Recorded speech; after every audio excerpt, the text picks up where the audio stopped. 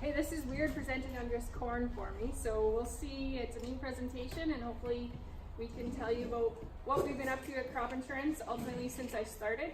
Well, it's been going on long before that, but one of our biggest aspects of crop insurance and why I decided to move to crop insurance was working with our industry working groups. We've worked with the Saskatchewan Association, the Stock Growers, the Forage Council, and SARM quite a bit to improve the forage programming. It's one area that I think people probably thought was left in the dark a little bit. So that has been one area we've been focusing on quite a bit to try and make sure that our programs are responsive, especially for cattle producers. And so that's where our 2019 enhancements really came from. And ultimately corn took a huge presence this year. This was one thing, when I started I had no idea that I was putting in a new program, but we have been lucky to start with looking at the different corn programs and how to make those changes. And so forage insurance is available through crop insurance. I'm going to call corn forage today. It can be grain. We're not too determinant on that on the corn grain side, but it's available under the agri insurance from the federal government. It's administered by Saskatchewan Crop Insurance Corporation, and our head office is based in Melville, but we have 21 offices around the province. I think Travis deals with Rosetown or Saskatoon, or Davidson, and there's Saskatoon and Rosetown as well, probably for people in this area. And we often hear that cattle producers are at a bit of a disadvantage compared to the grain producers. But as a cattle producer or forage producer, you do have programs available to you, much like just a straight grain guy. We have a weather-based program, and we also have the production insurance side of things. On the corn side, unfortunately, we don't have a multi-peril program in this area. We do have a multi-peril program in the southeast corner, and that's just simply based on genetics and viability for full-on grain corn. But we are seeing advances in the corn that you'll learn about today. So that's something that's on our radar and always looking to improve upon. The nice thing about these programs is that if you're short feed, the money will come at a time where you need to go and buy some feed. That will be helpful to you as a producer. The premium is cost shared by producers. So as a producer, you only pay 40% of the actual premium. The provincial government puts in 36%, and the federal government puts in 24%. On the administration side of things, the government does pay for that. So that comes 60% federal, 40% provincial. So when I talk about the weather stations, that's considered an administration budget item, and so we really increased that this year, but that did not come out of your premium costs. So like I said, you have the 4 different categories, and weather-based will be what I focus on today, the multi-peril, but we also have a crop establishment coverage and a diversification or proxy coverage. That's good for your cover crops and just things that we don't have further programs on yet. That is one way to ensure them as we're working to expand the new stuff. So today will be mostly about the weather-based corn program, and you guys will learn all about it, and especially in this area, you know that it's a multi-use crop. It could be silage, could be for grazing, or you could take it all the way to grain. But one of the biggest problems as a producer is you don't know when you seed it what the weather is going to be like, and there could be a frost, might not have enough rain or enough heat, and so that's been one area where this is a very risky crop to decide this is what you're going to use to feed your cows. So as a corporation, we decided we wanted to provide some options for producers. So all of the weather-based programs are based off of our weather station network. Unfortunately, the color's not showing up too much. We used to have 131 stations across the province, and then we would hear people say that maybe the weather station in their area isn't reflective of their growing area or their growing season. And so we looked at a couple different ways that we could improve upon this. There's a lot of people want to have their own weather station themselves, but the weather station network is provided by a third party. It's done in duplicates. It's going through quality assurance. Every day they're monitoring it to make sure that it's it's running. If there's any issues, they go out and fix it within that week, but that's where that duplicate station comes into effect. The stations themselves are very, they're well done and maintained so well that that's our highest quality data source that we can receive for our information when we're calculating our premium rates. So those premium rates are using 30 plus years of weather data to provide the most accurate premiums for us. So we went in and we looked at various program participation, where the cattle numbers were, where there was gaps. Previously, the 131 stations had a 40-kilometer radius to all land locations in the agricultural land in the province. And we went in and decided we could do a targeted area, or we could do a whole province. And so we went in and, using some pretty intense statistics, added these new stations across the province, so that now you should be within 30 kilometers of a station for any piece of land. There will be some areas that are maybe a little bit more, but ideally you'll be able to find one. You also have the option to select a station within a 100-kilometer radius of that piece of land. So one of our things of providing more options, it means that you now have upwards of 20 stations per piece of land that you can select from. And so a lot of people might look at the premiums, try and figure out what premium is either the cheapest or the most expensive, and maybe play a game with the weather stations. There's so many options that I've been recommending people to go in and figure out, say, what 4 stations are closest, and use that to help narrow things down, just because there's a lot of options available to you now. Pardon me. So our corn heat unit program is probably something a few of you are familiar with, and that's available to grain and forage corn producers across the province. We widened that last year. It was based off of 16 stations last year, and now 131 were available last year, and those 186 this year are available for the corn heat unit program. It ensures against a lack of heat over the growing season. Heat was the biggest concern for a long time in the province to decide how far that grain corn could mature, but now we have this option that if it's not nice and warm like it was last summer, that this program is there to help kind of back up if your yield doesn't meet the potential that it should have. You could have coverage from $100, $200, and $300 an acre last year.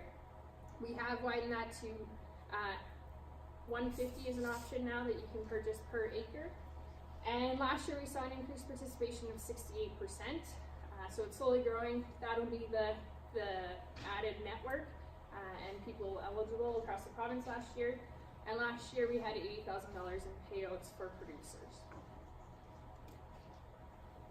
It does use the North American corn heat unit calculations, and it measures from May 15th until the daily temperature hits -1. It used to be -2, and then they changed it last year to -1. I did clarify because I thought, does it just end October 31st? If we had warm days until Christmas, it would still keep calculating. But once it hits -1, then a payout is generated at head office.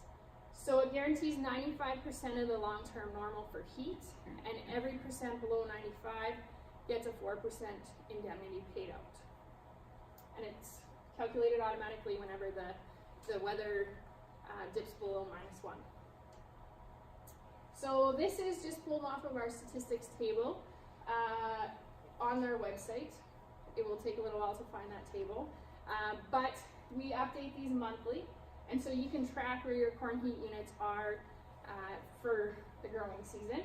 So this just has a different station names, the heat units, and it gets larger and larger. So in September there would have been a cross event because there was no added heat units in October. Asquith Station last year had $252,000 insured, and it paid out $32,000.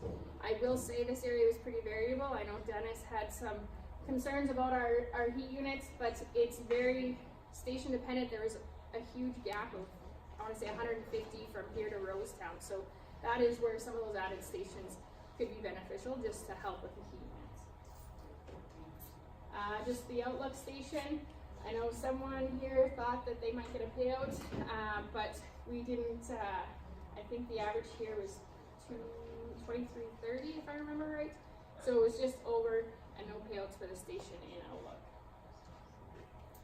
So when you look at our stations, there's what if calculators, and so I just put in the outlook area last station, and these are the different options that you can have for your weather stations for the corn heat unit program in this area. So if we look at outlook, I guess 2382 is now the normal for the 30-year weather station. If you were to look at the 4 different coverage options, it provides your premium calculation is the middle column. So to have the $300 coverage right now, you would pay $7.83 an acre to ensure that $300 heat unit number. So that is ultimately how the corn heat unit premiums are calculated, and they're all on the website if you want to go in and do look at the different stations and where you fall. One thing I'm learning in insurance is the higher the premium, the more likely they are to pay out. So that's where sometimes saving on the premium is maybe not the best plan of attack, but that's a personal preference for you. And so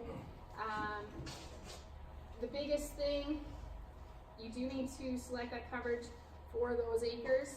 The one nice thing is it doesn't roll over each year, so you have to go in and select that coverage each year, just because corn can be grown on different pieces of land. So if you are participating in the program, make sure you go and talk to your office so that you can enroll those acres.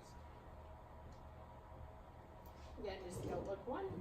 So if we were to look at $300 acre coverage on our lot, saying it was a cold year, if we had 2,100 heat units, you would take the 2,100 divided by 2382, so you're at 88.2% of normal. So you go 95 minus 88.2, which is 6.8, and then that's where that 4% indemnity comes out. So you would be paid 27% of $300 an acre. So if it was a really cold year, you would receive a payment of $81.60 an acre. And then that's where, depending on your variety, you might still be able to graze it, or probably not silage with 2,100 heat units, but that is where you need to determine your level of risk growing that corn crop. So the one program that I've really been working on since I started was the corn rainfall program. And if anybody has participated in the forage rainfall program, this is quite similar but different. The reasons it's so different is it's based off of the Alberta Lack of Moisture program, and that I think is available on dry land in Alberta. Here it's available on all acres. I know Travis was asking if we could insure on irrigation, and you can. So all acres in the province can be insured under the corn rainfall program. I'll refer to it as CRP. The one thing with the corn program, it's an annual crop, so it is subject to unseeded acres. So with corn rainfall, you pick your weather station, so that's one of those 20 station options. And then you have to pick your coverage level, and then you will pick a monthly weighting and a monthly cap. So this is how it's slightly different from FRIP, in that we start collecting rainfall for May, June, July, and August. FRIP, it starts in April and ends in July. So we have 3 different weighting options, and that's where you need to decide where rainfall is a priority for you, or maybe where you feel the gap in moisture might come from. Last year, we saw a lot of producers had some early rainfall, and the yields looked great, and then it didn't rain in August. It was super hot, and the yield just didn't show up, just simply because it was lacking rain. So that's where this program could come into effect and be pretty helpful. So if you're concerned about getting the early rainfall, you pick option 1. If you're worried about that August rainfall like last year, you pick option 3. So what it means is you take that percent of normal rainfall for each month. It's not on an annual basis. So you could say we get 88 mils this year, and normally we get 150. But it looks at it individually per month to help decide when your priority is. And a lot of people ask questions about the monthly cap. A lot of people don't know the difference. And unless you're insuring thousands and thousands of acres, I would probably recommend that you pick the 125 cap. And so you'll look at the premiums, they're slightly different just because the 125 has a higher percentage chance of paying out than the 150. Where I'm from, we had 8 inches of rain in June, but that probably wasn't absorbed. It came, ran away, and then we had no rain for the rest of the year. By having that 125% cap, that eliminated that 8 inches to our normal, plus 25%. Whereas if we had 150, it'd be the normal plus another 50%. And when you're looking at your indemnities, that makes a huge impact on the payouts down the road. CRP is a little different than FRIP. It's a little harder to describe the payment function. It's graduated, and so the less rain you have, the higher percent below normal payout you'll get. So for the first little bit, you get a 3.5% payout for each 2% below. Then you get 4% and 5%. So the one interesting thing is it's 100% paid out by the time you reach 32% of normal. So here we go from 4% jump from 44 to 42, but then it goes into 5% jumps. You also have to fall within each cell. So if you had percent of normal at 76.2, you fall in here. If you're at 76.8, you also fall in there, and 77.8, you fall in that category. So it's where you fall in on that table that determines your indemnity payout. So this is where the calculators are a little trickier once you get these different options. It looks very similar to our FRIP calculators. You can go online, put in your quarters information, and it'll calculate your different premiums. But because we have a different coverage option, different weighting option, and a different cap, you have to go through, figure out what coverage you pick, the weighting. So this is the 20, 40, 40, that's the early option. This is medium, and then your cap. Then this is where your premiums are. And that's probably where you'll want to first start out in CRP, is figuring out what your premium you're comfortable paying, and then maybe adjust down the road. It's not looking like it's going to be a pretty wet year, but who knows what happens, and that's the nice thing, is you can adjust it each year. It doesn't impact down the road. It's all about making it reflective of what's happening in the environment. So for the outlook area, I just grabbed, that is all of the options you can select for a piece of land in this area. I would probably pick the later option just because it didn't rain last year, but it's totally up to you. And I'm going to pick the 125 cap. So if you wanted top coverage off of this station, it would be $13.98 an acre. And so that's the customer share. The federal government's premium is on top of that. That's where you need to decide if that's too much premium for you. You could go as low as $4.66 if that's more comfortable for you. So I pulled off the Outlook station data for rainfall last year. And if we were to look at the $13.98 an acre example, and how this, I'll explain the monthly weightings now. So for May, we said we didn't care about that rainfall. So we have 0% shows up for the May month. But in June, our long-term normal is say 65. But we only got 13 mils. So that's 20% of normal. 20% of our weighted month of 20 means you get 4% added in here. For July, we're at 62% of normal. So out of 40, that's a 24.9 shows up there. And we ended up with 13.6 out of 40 for August. So we had 42.5% of normal rainfall for that monthly weighting. And when I said the monthly cap of 125, that means with this 40 here, this could only ever be 50, but with 150, it would be 60 in that month. So that's where if you're getting paid out after 80, a 60 in that month really impacts your indemnity. So if you think about on a mills thing, anything over 73 mills in July would be omitted from our calculations. So if we take this and look at our payment schedule, our 42.5% puts us at a 71% indemnity. So on a quarter, for the $13.98, it would cost you $22.30 to insure that quarter.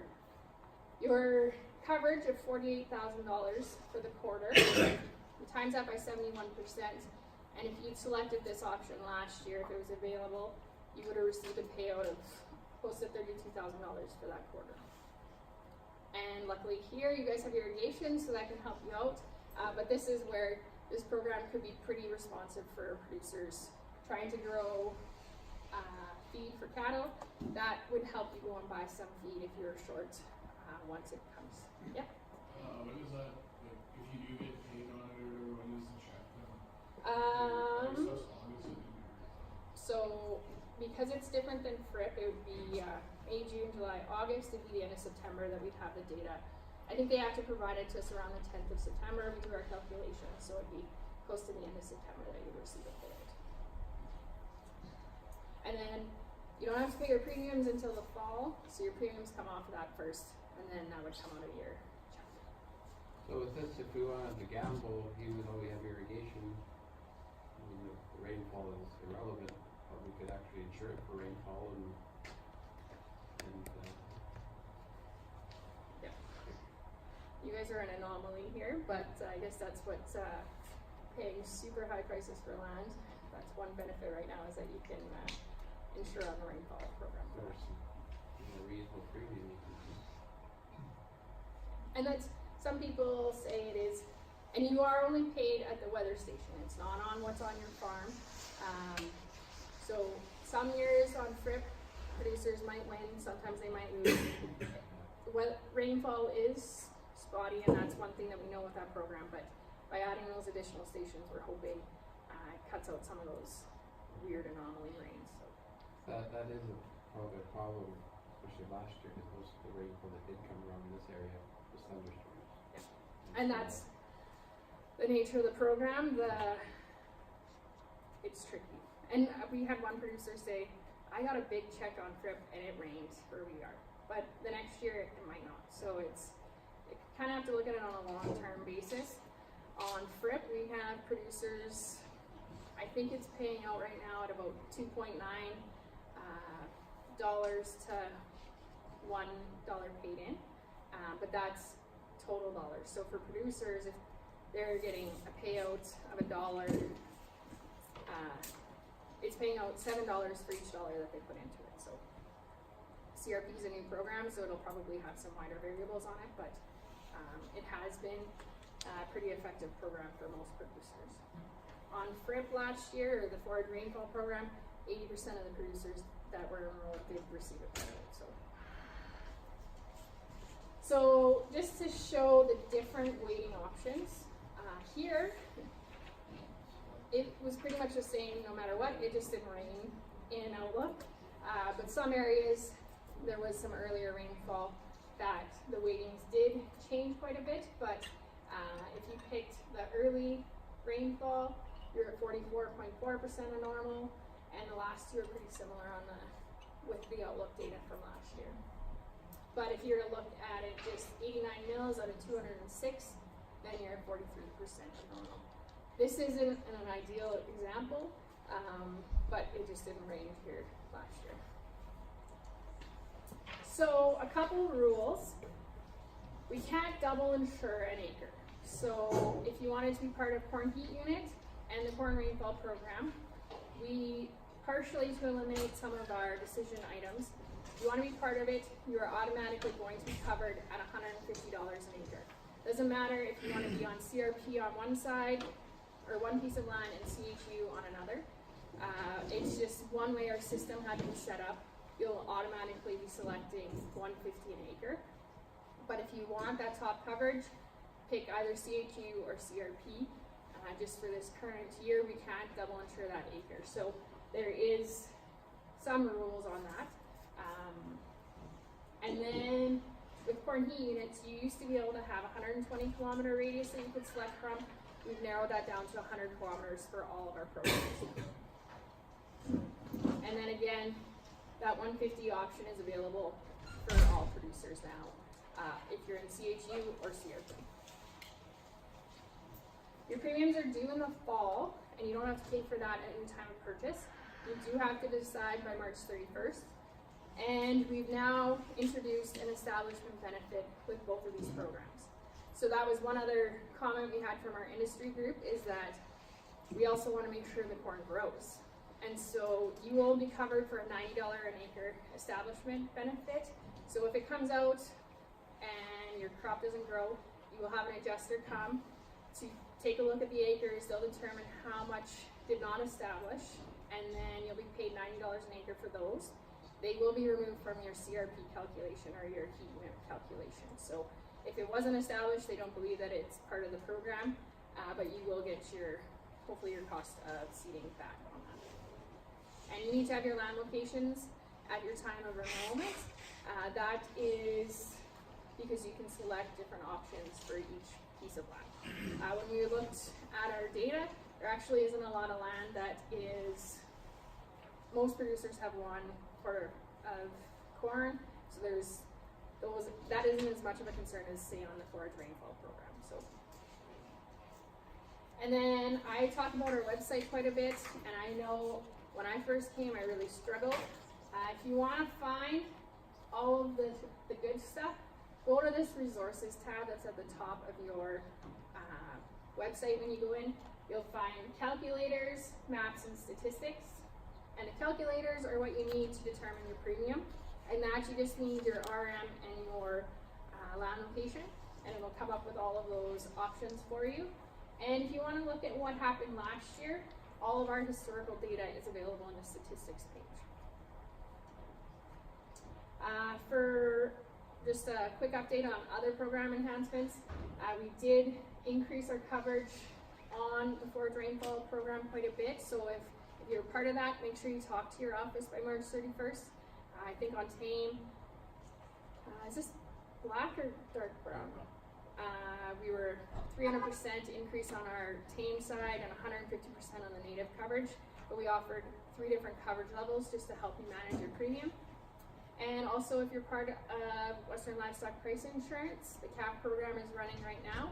You have to make your purchases by May 30th, but we did implement payment on account. So if you were worried about paying premiums up front with your credit card, you now have the option to put that on your account. There'll be a slight interest fee, but you can pay for it at your claim expiry. So those are some fun, exciting things that are happening on price insurance. And your biggest bet right now is to talk to your local crop insurance office, wherever you fit, probably Davidson for most of you. And with that, I could take any questions. So at $90 an acre, if you bring any of it, we give it a default, you automatically cover on that. Yeah, that's been built into the premium. Is there any terms for qualities? Like if you're grazing corn and you get molds or toxins in it and you can't graze it? Not yet. That is one thing our research area has been asking about. I think Manitoba introduced a quality program this year, so it's on our radar, but we don't have that quite yet. And I think with that, the premiums are going to be a bit more money, just because it's going to be very dependent on your production. But it's something that's on our list of things to think about. Yep. So for this weather station, you have to pick one close to your farm, or? No, you can pick one that is on the very edge if you feel that is more reflective, if the premium's more affordable, or you think it's likelier to pay out. And that's, a lot of people say, well, I live on this side of town, I'm more like that person, but it's not one of my options. And so that's, by adding a few more amongst the grid, we're hoping that'll help meet your needs. Do you have hail insurance at all? they, that kind of ties in with the crop insurance too, that hailstorms and don't necessarily agree with how Yeah. that's, the damage is determined. Yep. That one I haven't worked with at all on in my new role, so. And that kind of comes back to the toxins and the effluents, all that kind of stuff, because once you get the hail damage, Yeah. that affects everything else. That's a good point. The heat units and the potential quality.